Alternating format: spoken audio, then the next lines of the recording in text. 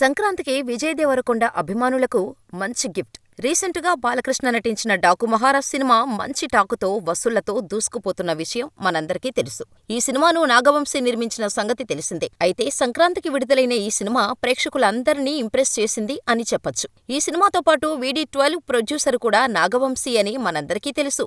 అయితే ఈ cinema promotions లో భాగంగా నాగవంశీ వీడీ12 గురించి ఒక లీక్ ఇచ్చాడు. ఇప్పటికే ఈ సినిమా ఎప్పుడు రిలీజ్ అవుతుందా అని రౌడీ ఫ్యాన్స్ ఈగర్గా వెయిట్ చేస్తున్నారు. అందులోనూ ఈ మూవీని గౌతమ్ తిన్ననూరి డైరెక్ట్ చేస్తుండటంతో అంచనాలు భారీగా పెరిగిపోతున్నాయి.